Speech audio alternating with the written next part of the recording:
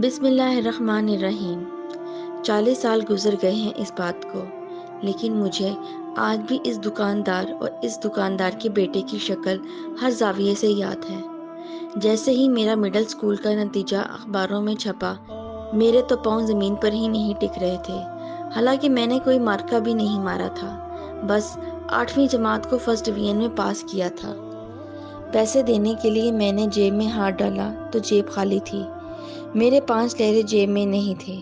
میری حالت دیدنی تھی اور شاید میرے چہرے سے یاسیت بھی نظر آ رہی ہوگی۔ میں نے دکاندار سے معذرت کرتے ہوئے کہا، جناب میں کچھ دیر بعد آؤں گا اپنا سامان اٹھانے کے لیے۔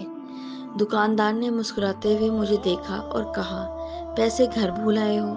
میں نے کہا نہیں، پیسے تو میری جیب میں ہی تھے، پورے 5 لیرے کا ایک ہی نوٹ تھا۔ کدھر رہتے ہو؟ دکاندار نے پوچھا۔ سویدھا میں رہتا ہوں، میں نے جواب دیا۔ اچھا ادھر آؤ، پہلے ذرا بیٹھ لو، تھوڑا آرام کرو۔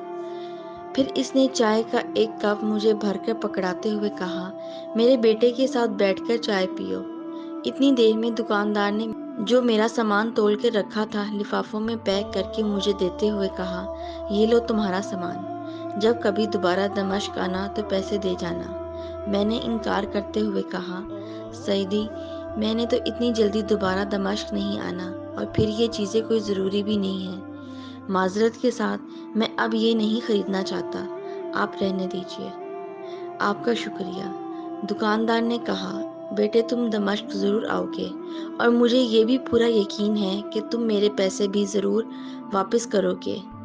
اس کے ساتھ ہی دکاندار نے اصرار کر کے مجھے سامان اٹھوا دیا۔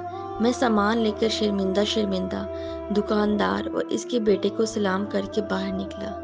ابھی چند قدم ہی دور گیا ہوں گا کہ دکاندار کا بیٹا مجھے پیچھے سے آوازیں دیتا ہوا دکھائی دیا۔ میں رک گیا۔ دکاندار کے بیٹے نے مجھے آ کر بتایا کہ ابو کو تمہارے 5 لیرے دکان میں گرے ہوئے مل گئے تھے۔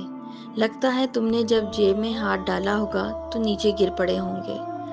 ابو نے اپنی مٹھائیوں کے پیسے کاٹ لی ہیں، اور یہ رہے تمہارے باقی کے پیسے۔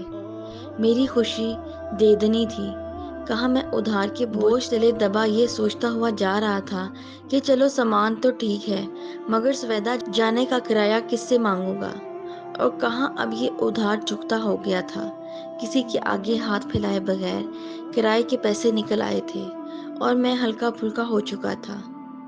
میں نے دکاندار کے بیٹے کا شکریہ ادا کیا، اسے اپنے ابو کو جا کر میری طرف سے شکریہ ادا کرنے کو کہا، باقی کے پیسے جیب میں ڈالے اور اڈے کی طرف چل پڑا۔